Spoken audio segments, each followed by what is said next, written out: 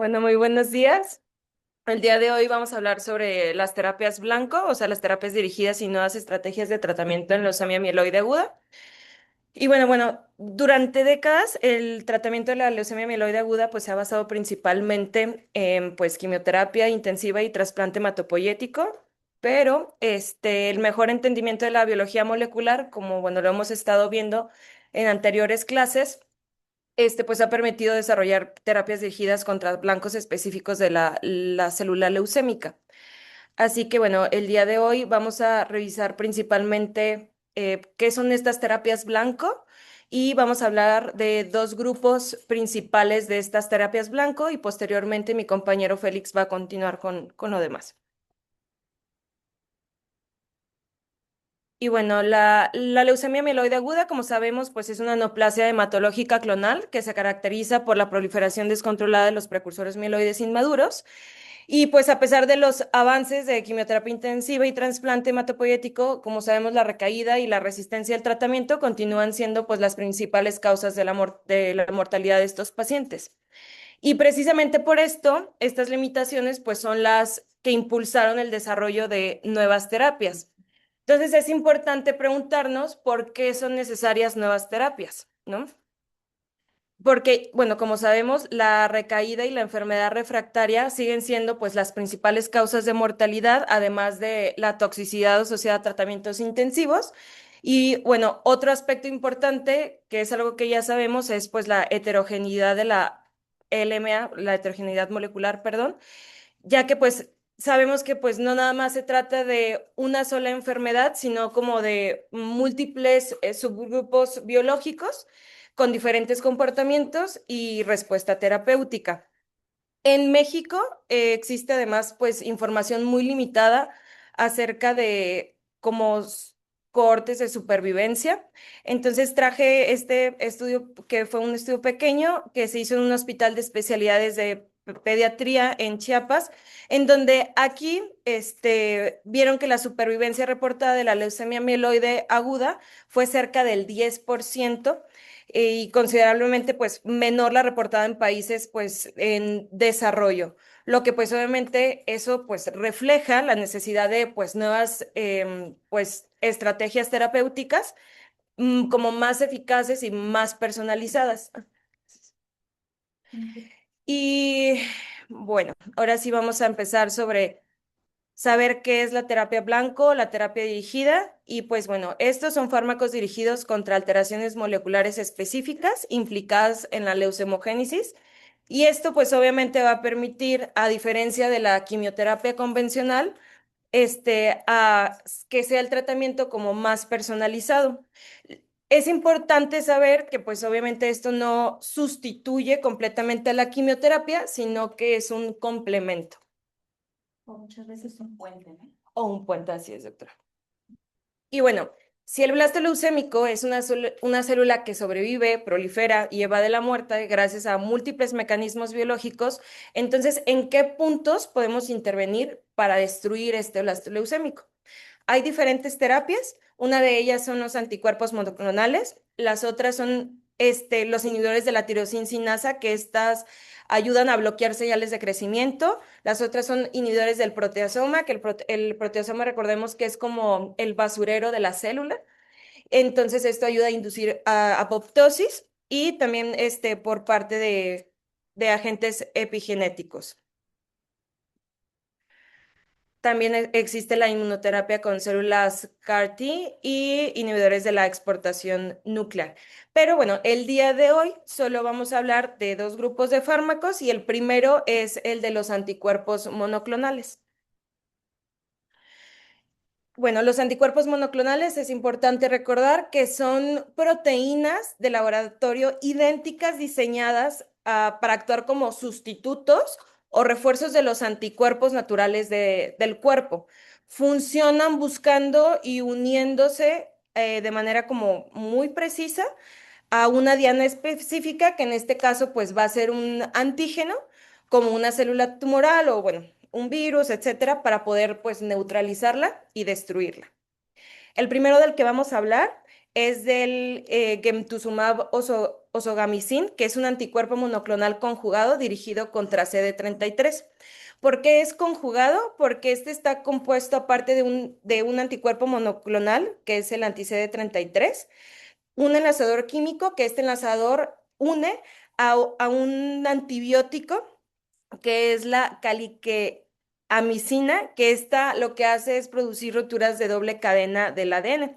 Y bueno, les traje la imagen de cómo se ve este medicamento y aproximadamente en pesos mexicanos aquí vale pues 150,000 pesos por dosis. Entonces, bueno, esta pues combina como la especificidad del anticuerpo con la potencia de una quimioterapia intracelular.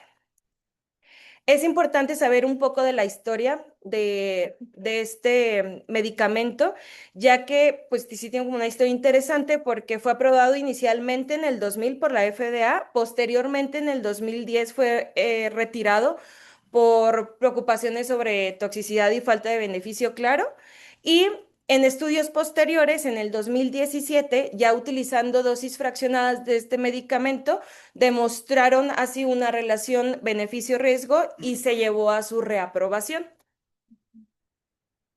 Ahora, ¿por qué el CD33 es una buena diana terapéutica? Es importante saber que pues, el CD33 se expresa en el 85 al 90% de los blastos de leucemia mieloide aguda, está presente en precursores mieloides y tiene pues, escasa expresión en células madre hematopoyéticas pluripotenciales normales.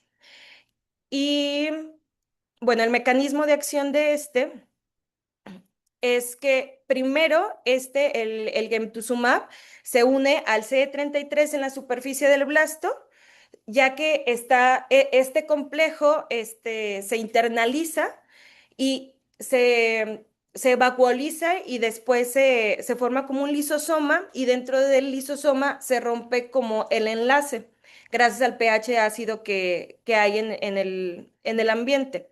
De ahí se libera el antibiótico, que es la caliqueamicina, para posterior esta caliqueamicina, pues unirse al ADN, generar los radicales libres y así producir las rupturas de doble cadena y pues posteriormente, obviamente, la apoptosis celular. Ahora, bueno, este fue el estudio pediátrico más importante de Gemtuzumab por el Children's Oncology Group, que incluyó a más de 1,000 pacientes. Fue un ensayo clínico en fase 3. Quiere decir que hubo más de miles de pacientes, fue multicéntrico, fue aleatorizado y fue desde el 2006 hasta el 2010. Se incluyeron pacientes de 0 a 29 años y el total de los pacientes evaluables fueron 1,022. Los pacientes fueron aleatorizados a quimioterapia estándar o a quimioterapia más el gemtuzumab. Y el objetivo principal fue pues evaluar la supervivencia libre de eventos. Entonces, aquí veían el tiempo sin recaída, la falla de inducción y la muerte y pues obviamente en su momento la supervivencia global. Entonces, ¿qué es lo que pasó aquí? Pues prácticamente vieron que la adición del gemtuzumab a la quimioterapia disminuyó significativamente la recaída y mejoría de la supervivencia libre de eventos en niños con leucemia mieloide aguda de novo. Entonces, ahí podemos observar que las curvas de supervivencia libre de eventos están pues progresivamente a favor del grupo tratado con gemtuzumab y esto significa que pues hay menos recaídas, menos fallas de inducción y menos evento. Entonces, bueno, vieron que el gemtuzumab pues sí disminuyó recaídas, pero no logró demostrar todavía, bueno, ahí un beneficio como significativo de la supervivencia global, pero funcionó. Entonces, ¿qué grupos de riesgo parecen beneficiarse más del gemtuzumab? KMT2A, la translocación 821 y la inversión del 16. Y pues bueno, particularmente pues con todo, bueno, sobre todo estas alteraciones, perdón. Y les traje como una ficha clínica de cada medicamento de los cuales sí están aprobados digo, para usarse en pediatría, perdón. Y aquí la dosis mayor a una superficie corporal de 0,6 metro cuadrado es de 3 miligramos metro cuadrado, menor a 0,6 metro cuadrado es de 0,1 miligramo por kilo. La dosis máxima que nosotros podemos dar es 4,5 miligramos por dosis. Pero bueno, porque actualmente nada más usamos 3 miligramos metro cuadrado y no dosis mayores, porque bueno, en estudios demostraron que hay misma eficacia antileucémica, pero menos toxicidad hepática y sobre todo menos enfermedad vasooclusiva, que este es uno de los importantes efectos secundarios de este medicamento. Entonces, este medicamento es importante saber cómo es la preparación y su administración. Es un vial que contiene 5 miligramos, se reconstituye con 5 mililitros de agua estéril y al final tiene una concentración de 1 miligramo por 1 mililitro. Se extrae la dosis calculada y se diluye en solución salina para una infusión intravenosa continua que lo tenemos que dejar para infundir en 120 minutos, lo que es igual pues a 2 horas. ¿Ok? Las toxicidades importantes pues es la melosupresión prolongada, las reacciones relacionadas con la infusión, hepatotoxicidad y sobre todo la enfermedad vasoclusiva, perdón, hepática. Obviamente, pues tenemos que estar monitorizando a estos pacientes con PFHs y pues la vigilancia clínica en cuanto a hepatomegalia, citis y todos los signos y síntomas clínicos que tiene la enfermedad vasoclusiva hepática. Y la premedicación aquí es obligatoria por todas estas pues toxicidades que tiene este medicamento. Y aquí dice, bueno, Pfizer, la ficha clínica de Pfizer te dice que tienes que premedicar 30 minutos antes de cada dosis y se tiene que premedicar con 3 medicamentos, con paracetamol, difenhidramina y metilprednisolona. Lo que, bueno, obviamente es importante esto para pues disminuir fiebre, el escalofríos y todo lo que tenga que ver con la reacción transfusional del medicamento. Las toxicidades, como ya se las dije, melosupresión, las reacciones a la infusión, que puede haber fiebre, escalofríos, hipotensión y rash, la hepatotoxicidad y la enfermedad veno-oclusiva hepática. Que bueno, recordar nada más de manera rápida que la enfermedad vasooclusiva hepática es secundario pues al daño endotelial sinusoidal hepático y las manifestaciones que podemos tener es la hepatomegalia dolorosa, aumento de peso, ascitis e hiperbilirubinemia y pues sabemos que esto puede ser mortal.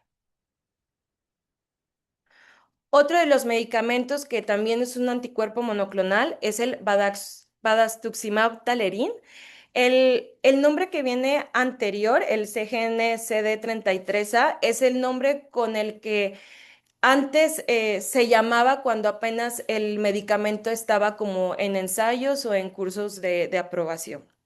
Ese medicamento también es un anticuerpo monoclonal conjugado dirigido contra CD33, nada más que aparte de estar compuesto por el anticuerpo monoclonal CD33, enlaza con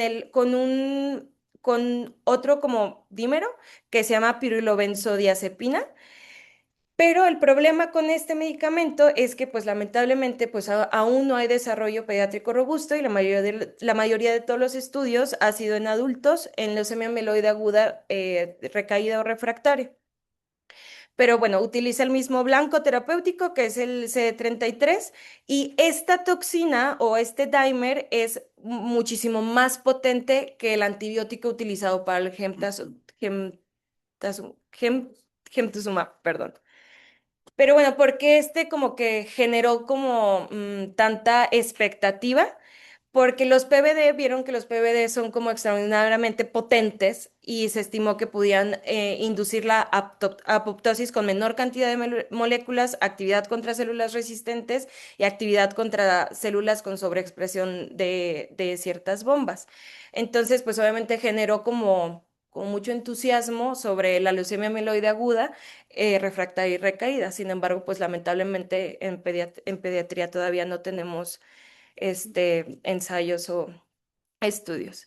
¿Y cómo funciona? Funciona pues casi igual que el gemtuzumab, que el anticuerpo reconoce el CD33, se internaliza, se vacuoliza, se forma el lisosoma, se rompe el enlace químico, se libera el PPD, perdón, y genera estos enlaces cruzados para poder, bueno, genera muchísimo más enlaces cruzados que con el gemtuzumab para poder romper las cadenas de ADN y así bloquea la replicación y posteriormente pues está la apoptosis.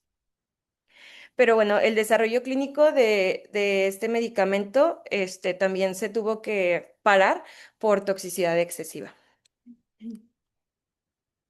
El siguiente es el Tamab, el Ubixtamab, que este es un BiTE anti-CD33 y CD3. Recordemos que los BiTE es como el blinatumomab. Entonces, estas son moléculas pequeñas compuestas por fragmentos variables de anticuerpo, uno dirigido al tumor y otro dirigido al linfocito T. El clásico es el blinatumomab, que es el CD19, CD3, pero este es CD33, CD3. Entonces, este está diseñado para poder redirigir a los linfocitos T contra las células de la leucemia mieloide aguda.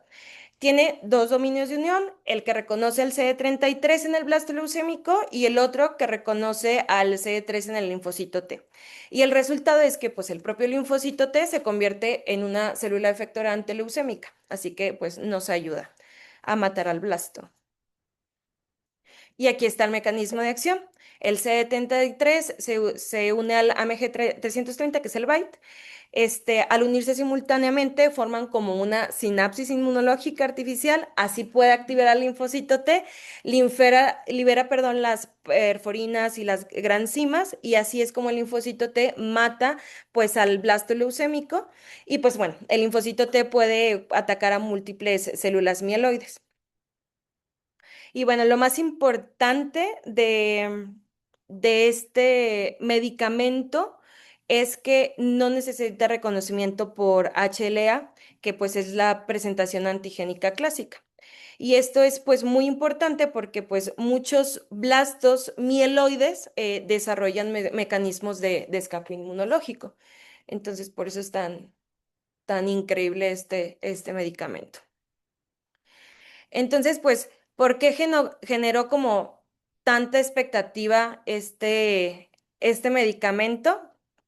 Ahí está este estudio preclínico que preclínico se refiere a que no fue un estudio en pacientes, fueron en líneas celulares de leucemia mieloide aguda, como en blastos celulares, en muestras primeras de pacientes con leucemia mieloide y en linfocitos T humanos normales.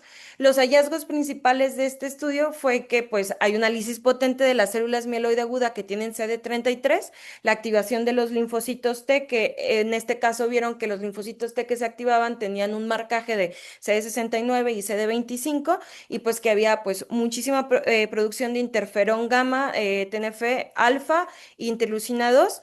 Vieron que el efecto es dosis dependiente y el efecto dependiente de relación efecto-radiana. Pero bueno, este medicamento tiene un problema un poco grande porque las terapias inmunológicas han sido como mucho menos exitosas en mieloide que en linfoblástica, como es en el caso del blinatumomab. Y esto tiene que ver por la heterogeneidad biológica de inmunosupresión medular que tiene pues el blasto mieloide. Y tiene dificultad como para encontrar este medicamento como blancos seguros. Por lo tanto, mostró que este estudio sí mostró que pues era posible reclutar los linfocitos T contra AML de forma potente, pero sin embargo, por la heterogeneidad de la leucemia mieloide, pues ha sido como difícil pues meter el medicamento, al menos tan siquiera en pacientes pediátricos y bueno, siguen ensayos en pacientes adultos. Mm.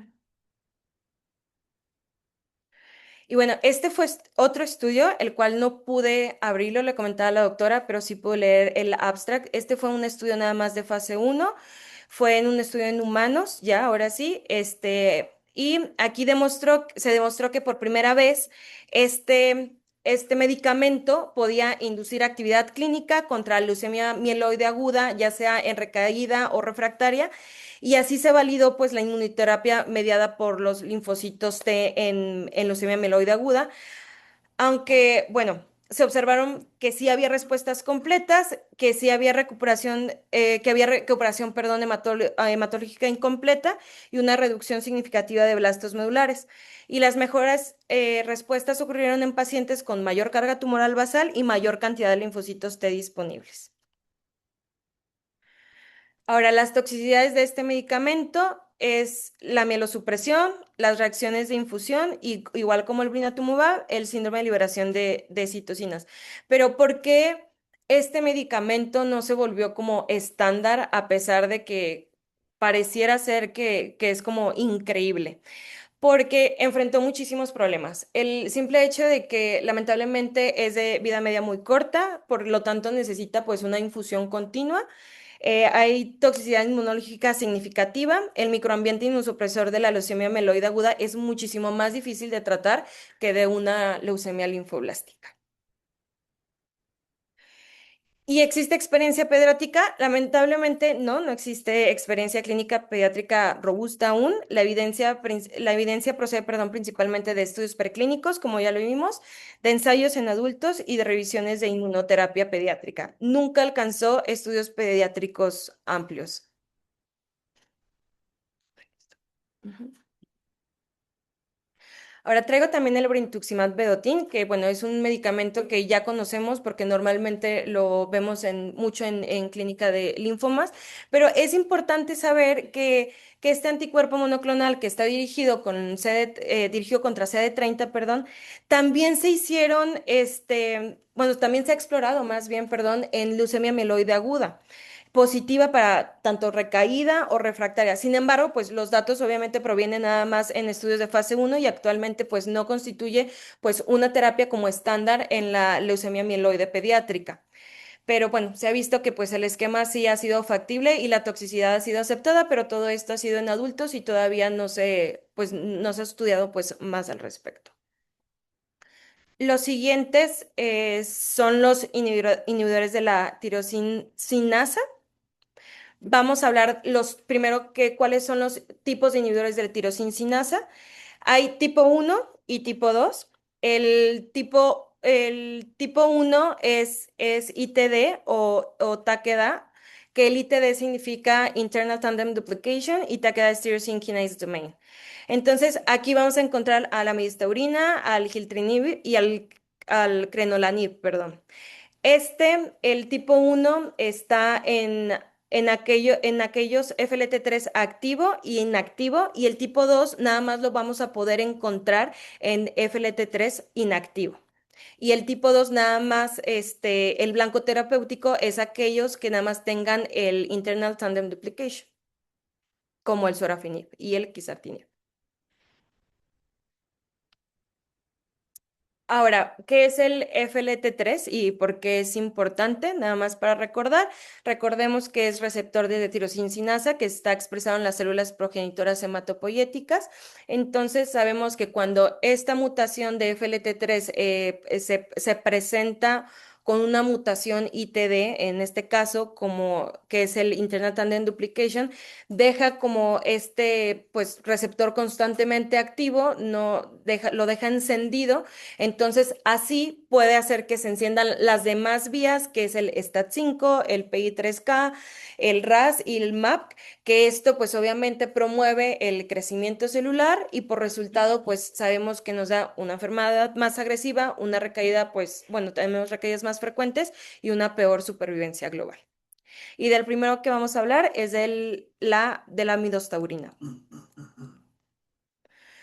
Bueno, la miostaurina, que es su nombre de desarrollo del compuesto cuando está en investigación, es el PKC-412, es un inhibidor multiquinasa oral de primera generación. ¿A qué me refiero que es multiquinasa oral? A que puede pues, inhibir diferentes quinasas, diferentes vías de señalización aparte pues, de la FLT3. Entonces, bueno, este fue el primer inhibidor FLT3 aprobado por la FDA, que fue en el 2017 primero por adultos, marcando pues el inicio de la era de las terapias dirigidas contra el FLT3. Es altamente selectivo FLT3 y pues tiene diferentes blancos moleculares, por lo tanto es multiquinasa. Aquí en México estima que el precio es de entre 84,000 a 400,000 pesos por caja. Son cápsulas, es vía oral el tratamiento, vienen las tabletas o las pastillas de 25 miligramos y se conoce por Novartis como Rydapt. Y bueno, ¿por qué es importante FLT3 en la leucemia mieloide aguda pediátrica? Porque esta mutación se presenta del 10 al 15% de todos los niños con leucemia mieloide aguda y hasta 20 a 25% en algunos subgrupos.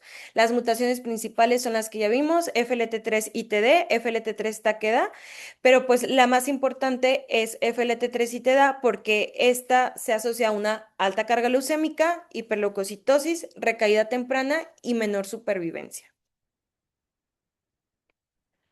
Entonces, ¿cómo es que funciona la midostaurina? La midostaurina se une al receptor FLT3, bloquea la autofosforilación, perdón, e inhibe todas estas señales que ya vimos, STAT5, PI3K, AKT, perdón, MAP y RK, perdón. Y pues esto va a hacer que disminuya la proliferación leucémica, va a haber menor crecimiento de blastos y esto también va a favorecer la apoptosis.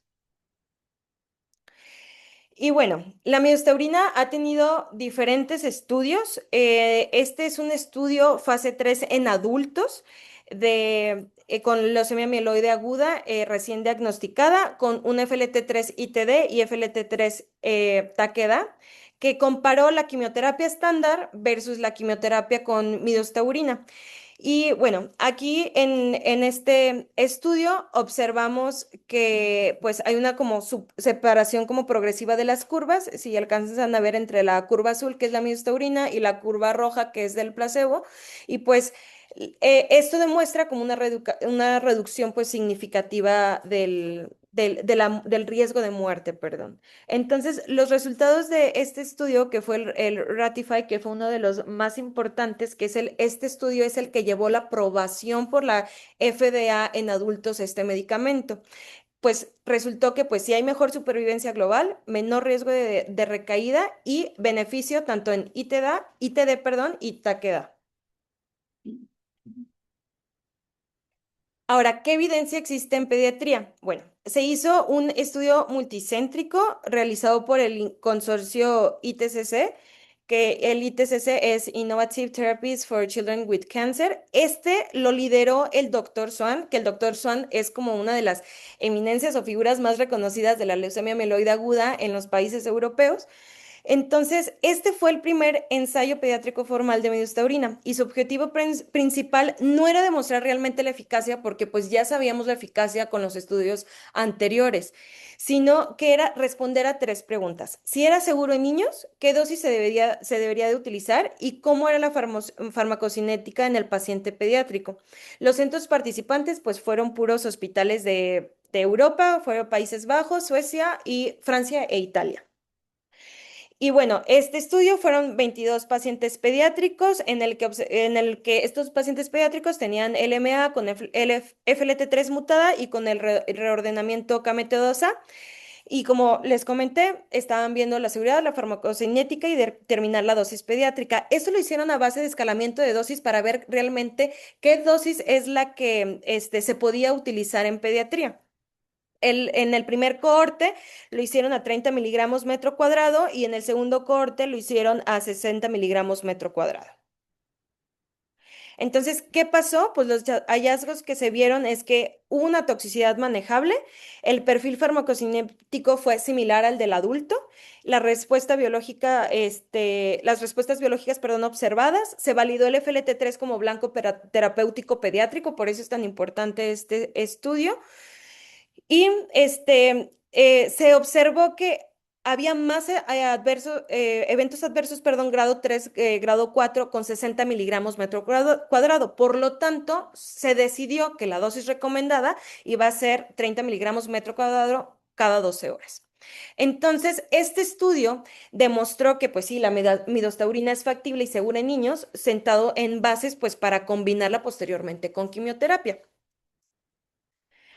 Después está este estudio que de hecho todavía está ¿cómo se llama? Está, bueno, está actualmente desarrollándose, perdón, que aquí, o sea, después de demostrar la seguridad en el estudio anterior que acabamos de ver, el siguiente paso, pues, fue evaluar si la midostaurin junto con la quimioterapia en pacientes pediátricos con el MA-FLT3 mutada, de nuevo diagnóstico, era pues sí, cómo era la supervivencia de estos pacientes, ¿no? Entonces, este ensayo internacional, que nada más obviamente se puede leer como el puro abstract de lo que están haciendo, es patrocinado por Novartis, al igual que fue el anterior. Este estudio, fue como que agarraron el modelo del estudio Ratify que se hizo en adultos, que fue el primero que les mostré. Y el objetivo fue determinar si la inhibición continua del FLT3 puede reducir recaídas y pues mejorar la supervivencia en niños. Y que pues aunque los resultados finales aún están en desarrollo, pues representa hasta ahorita el estudio pediátrico pues más importante en midostaurin de primera línea en el tratamiento. Entonces pues bueno, esperemos que más adelante pues tengamos ya el reporte de los resultados porque pues obviamente es algo prometedor. Y bueno, ¿cuáles son las toxicidades de la miostaurina? En cuanto a gastrointestinales, hay pues náusea, vómito, diarrea, hematológicas, neutropenia prolongada, trombocitopenia, hepáticas, pues elevación de transaminasas, infecciosas, pues las infecciones durante la neutropenia que ese medicamento pues hace, y las cardíacas, pues una de las importantes es que puede haber prolongación del intervalo QT o alteraciones de la conducción, que bueno, comentan que son menos frecuentes y la más frecuente llega a ser la prolongación del QT. Y importante saber que pues tiene interacciones farmacológicas porque se metaboliza por el CYP3A4. Por ello interactúa con los azoles y hay que tener mucho cuidado con el voriconazol, busaconazol y todos los azoles. Ahora, ¿cómo se usa actualmente en pediatría? Pues se administra por vía oral 2 veces al día. Debe tomarse preferiblemente con alimentos para la tolerancia gastrointestinal. La vida media de este medicamento es de 23 a 37 horas. Esto es importante porque pues permite mantener como una inhibición sostenida del FLT3. La dosis pediátrica, como ya lo vimos hace ratito, es de 30 miligramos metro cuadrado cada 12 horas, ajustada por superficie corporal y pues obviamente se administra en combinación con quimioterapia en pacientes con leucemia mieloide aguda FLT3 mutada. El siguiente medicamento es el sorafenib, que también es un inhibidor multiquinasa oral. Inicialmente se desarrolló para carcinoma renal y hepatocarcinoma, porque, pues, bueno, bloquea múltiples vías. FLT3, RAF, BEG y PDGFR y KIT.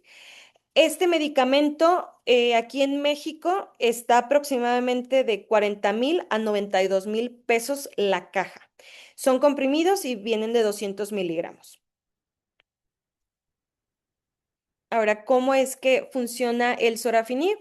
El sorafenib entra a la célula, se une al dominio de FLT3, bloquea también la autofosforilación, por lo tanto va a bloquear y va a inhibir todas las vías de señalización.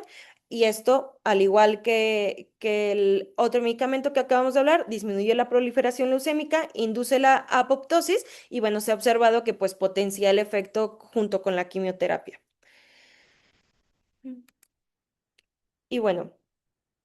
Es importante este estudio, que fue un estudio coreano, porque fue pues en la era de preinhibidores del FLT3, que gracias a este estudio también pues pudieron darse cuenta pues lo importante que era tener inhibidores de FLT3. Este estudio fue por investigadores de Corea del Sur. Aquí revisaron retrospectivamente alrededor de 18 pacientes pediátricos con LMA, FLT3 y TD tratados entre el 2008 y el 2019. Aquí todos recibieron quimioterapia intensiva, la mayoría fue llevada a trasplante y ninguno recibió inhibidores de FLT3 porque pues todavía no formaban parte del tratamiento. Pero bueno, lo más impactante fue que la remisión completa fue del 94%. Se trasplantó prácticamente a todos los pacientes en remisión, pero pues bueno, a pesar de eso, la supervivencia global fue del 54%, la recaída post-trasplante fue del 22% y pues los pacientes que recaían, lamentablemente pues tenían una evolución extremadamente desfavorable, perdón. Y aunque los pacientes lograban remisión y muchos recibían trasplantes, las curvas descendían pues de forma importante durante los primeros años debido pues a las recaídas y muertes relacionadas pues con la enfermedad. Estos resultados evidenciaron que pues el tratamiento convencional pues era insuficiente y constituyeron pues como de las principales razones para poder desarrollar terapias dirigidas contra FLT3. Por eso es tan importante este estudio. Y bueno, después de observar los malos resultados de la era preinhibidores de FLT3, el Children's Oncology Group evaluó la incorporación de sorafenib a este protocolo, que es el AAML 1031. Aquí se compararon 72 pacientes tratados con quimioterapia más sorafenib contra una cohorte histórica de 76 pacientes tratados con la misma quimioterapia, pero sin el inhibidor de FLT3. Entonces, el sorafenib se administró durante la inducción y la consolidación, como pueden ver, e incluso como mantenimiento en algunos casos. Aquí los resultados mostraron una reducción de recaídas y una mejoría en la supervivencia con un perfil de toxicidad aceptable. Y este estudio estableció como la prueba clínica más sólida en pediatría de que la inhibición de FLT3 pues, puede modificar favorablemente el pronóstico de la leucemia mieloide aguda con FLT3 y TD.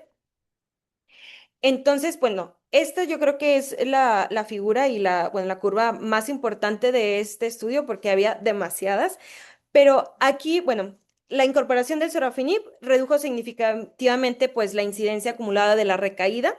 Los pacientes que no recibieron el sorafenib tuvieron aproximadamente 3 veces más riesgo de recaer, demostrando que obviamente la inhibición dirigida del FLT3 modifica así la historia natural de la enfermedad. Entonces, en la línea azul, pues podemos ver los pacientes que no recibieron sorafenib, que fue un número de 40 pacientes, y en la línea roja los pacientes que sí recibieron, que fueron 53. La curva roja permanece claramente por debajo del azul durante todo el seguimiento. Entonces, obviamente, entre más abajo esté la curva, pues menos recaídas. Entonces, se vio que con el sorafenib el riesgo de recaída era cercano al 20%. O sea, en otras palabras, sorafenib redujo aproximadamente la mitad del riesgo de recaída. O sea, es increíble. La verdad. Y bueno, el sorafenib puede utilizarse en 3 momentos claves de nuestra leucemia mieloide aguda. En recaída para rescatar enfermedad, antes del trasplante para reducir la carga tumoral y después del trasplante como mantenimiento para disminuir recaídas y pues mejorar la supervivencia. Ahora, ¿cuáles son las limitaciones actuales de este medicamento? Pues que no todos responden. Los problemas es que tienen resistencia adquirida, hay toxicidad crónica, el beneficio principalmente demostrado es en FLT3 y TD, no en ITK, que puede haber aparición de inhibidores pues, más específicos. Por eso, pues muchos protocolos modernos están migrando hacia otros medicamentos como el gilteritinib, el quizartinib y el crenolanib. Sin embargo, lamentablemente, ninguno de estos medicamentos aún han tenido ensayos en pacientes pediátricos. ¿Cuáles son las toxicidades? En cuanto a las dermatológicas, que creo que es una de las más importantes porque una de las más características es el síndrome de Manopia, que ahorita vamos a ver una imagen de cómo es que esto se presenta. El rash gastrointestinales, pues diarrea, náusea, vómito. En cuanto a hepáticas, pues la elevación de las transaminasas. Cardiovasculares podemos tener hipertensión arterial y en sistémicas, pues fatiga y fiebre. Y así es como se ve un síndrome mano-pie. Ahí es por grados, es grado 1, grado 2, grado 3. Todas las imágenes que llegué a ver nada más fueron de pacientes adultos. Pero si se fijan, en el grado 1 nada más hay como eritema generalizado de toda la mano o del pie. El grado 2 ya aparecen como unas ampollas todavía eritematosas y en grado 3 ya están como amarillentas o pustulosas. Y bueno, el sorafenib, ¿cómo es que se administra? Se administra por vía oral a una dosis aproximadamente de 200 miligramos metro cuadrado día. cada 12 horas. Puede utilizarse junto con quimioterapia en mantenimiento o en ciertos pacientes seleccionados. Sus principales efectos adversos, como ya los comentamos, rash, síndrome de mano-pie, diarrea y la hipotoxicidad, por lo que requiere obviamente pues la monitorización clínica y de pruebas hepáticas. Y pues ya. Ahora, el siguiente medicamento, a pesar de que no hay ensayos en pacientes pediátricos, pues bueno, es importante que lo tengamos en cuenta. Es el quizartinib. Este es un inhibidor FLT3 de segunda generación, por lo tanto, solamente vamos a ver nada más se va a ver en el FLT3 inactivo. Este medicamento tiene como dos presentaciones de 17,7 miligramos y de 26,5 miligramos. Aproximadamente el precio en pesos mexicanos de una caja es de 430,000 pesos. Este es muchísimo más selectivo que el sorafenib y la midostaurina. Tiene una afinidad extremadamente alta por el FLT3 ITD y su principal ventaja es que inhibe casi completamente al FLT3 con menor actividad sobre otras sinasas. Por eso es tan importante este medicamento. Ahora, ¿cómo es que funciona? El FLT3-ITD está activado, entonces el quizartinib entra a la célula, se une como a una bolsita del dominio de la sinasa, ahí en donde está la ATP, impide fosforilación, perdón, autofosforilación del FLT3, por lo tanto, obviamente va a bloquear todas las vías de señalización que ya hemos estado viendo, entonces disminuye la proliferación y así induce la apoptosis de los blastos. Entonces, bueno, este es de segunda generación y, como les digo, es más potente y más selectivo al FLT3. Pero bueno, ¿por qué generó tanto interés? Porque en estudios preclínicos mostró que la potencia es de 10 a 20 veces superior que muchos inhibidores previos. Es la inhibición completa del FLT3, apoptosis rápida en blastos de FLT3 y TD y la actividad contra enfermedad residual mínima. Ahora, actualmente existe un ensayo pediátrico fase 1, fase 2, diseñado para evaluar la seguridad, farmacocinética y actividad del quizartinib en pacientes pediátricos con LMA-FLT3 mutada. El estudio, como pueden ver, o sea, obviamente no se puede abrir el estudio aún porque sigue en desarrollo, pero pues ha finalizado ya el reclutamiento, pero continúa en seguimiento, como les digo, y aún no se ha publicado obviamente los resultados definitivos de esta eficacia. Por eso es importante saber de él. Pero bueno, el estudio más importante que fue en adultos es este, que es el Quantum First. Este incluyó más de 500 pacientes adultos con leucemia mieloide aguda FLT3 y TD con nuevo diagnóstico. Fue un estudio fase 3 doble ciego aleatorizado. Y bueno, aquí comparaban la quimioterapia estándar más el quizartinib versus la quimioterapia estándar más el placebo. Observaron que pues el principal resultado fue una mejor supervivencia global, aproximadamente el 22% en el riesgo de muerte, lo que pues finalmente pues respaldó como su aprobación regulatoria del medicamento. Ahora, ¿cuáles son las toxicidades de este medicamento? Todas las hematológicas, neutropenia prolongada, trombocitopenia, las gastrointestinales, náusea, vómito, diarrea y las cardíacas de las más importantes, la prolongación del intervalo QT. Y esto, doctora. Muchas gracias. Muy bien. Muy bien. Nancy. ¿Y el otro es? Es niña de osteosarcoma, pero son mejores amigas. Pero Tonancy tiene LMA, por eso la puse. Eh, Respecto a inhibidores de meninas, ¿viste algo? Aunque no hay en pediatría, todavía protocolos así como que muy avanzados. Sí. No, doctora, la verdad no, se me Sería lo que pasó. faltó para que Ok, revisen. ok. ¿Y alguien ha aplicado en su centro, sabe cómo se aplica, en qué día se aplica algún inhibidor FLT3? ¿En qué días va? ¿Cómo va? Bueno, eso les tocará investigar cuando tengan un paciente en esas condiciones y tengan el inhibidor que les vayan a Pues tú está conseguir. carísimo. Y cuando tengan el dinero. Dejen nada más les comento, por ejemplo, nosotros en el caso que tuvimos de Oscar Eday, sí tuve que investigar la midostaurina, que fue lo que aplicamos, aunque tú también manejas sorafenib, ¿verdad? Sí. De pronto también pudiéramos tener esa opción del sorafenib. Se aplica tal cual lo dijiste a 30 Ujú. miligramos por metro cuadrado. Mañana y noche se divide en dos dosis. La midostaurina viene en cápsulas de 25 miligramos, entonces pues lo redondeas a un poco a lo que le toca al paciente. Sí debes dar antieméticos previamente en la administración y se va a aplicar en inducción a la remisión del día 8 al 21 del ciclo. Ok. ¿De acuerdo? Y es decir, del ciclo 7 por 3. Y en la consolidación de altas dosis de citarabina, igual es del día 8 al 21 del ciclo de intensificación. Si el paciente tiene un donador compatible, deberá ser sometido a trasplante halogénico de médula ósea. Si no lo tiene, se debe continuar el mantenimiento por 12 meses. Entonces, imagínense lo carísimo, ¿ya? Ahí checan qué les sale más caro, si el trasplante o el tratamiento. Y en la consolidación, doctora, Ajá. perdón, dijo en la de Altas dosis. de ADC. Ya ven que es con lo que Ujú, consolidamos, ujú. entonces ahí igual va del 8 al 21. Ujú. En este pequeñito, la verdad es que como era primera vez que lo utilizábamos, pues sí se mandó al cardiólogo, vigilar que no tuviéramos alteraciones, un poco como el ATO, ¿saben? Alteraciones electrolíticas, que no tuviera alguna situación cardíaca previa, etcétera. No nos hizo ninguna complicación en realidad, algo de mesis que sí fue un poco difícil de controlar, pero hasta ahí.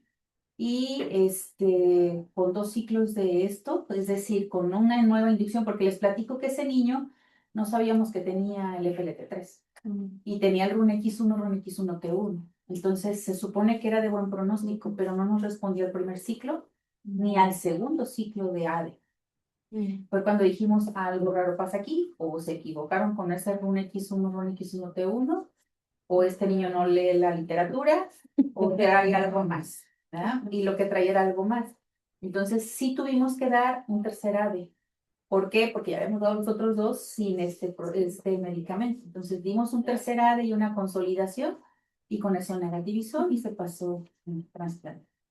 ¿Vale? Pero ese es el protocolo. Entonces, pues ya cuando ustedes tengan un paciente en esa situación, van a tener que investigar cuál es el protocolo de aplicación del inhibidor. Ujú. ¿Sabes? Sí, doctora. ¿Algo más que quieran comentar? Comentabas, Vero sí tiene más experiencia con sorafenib. Yo no lo he usado en mieloides. Pero para lo he no ser fa- usado en tumores hepáticos. pues, me refiero a que te preguntaba de esto si habían tenido esas lesiones en piel. Sí, todos, la verdad. Todos grado 1. Mm. Entonces lo que se recomienda es que desde el primer día deben usar su calzado muy grueso y yo creo que ustedes llegaron a ver en la consulta que llegaban los niños parecían árabes.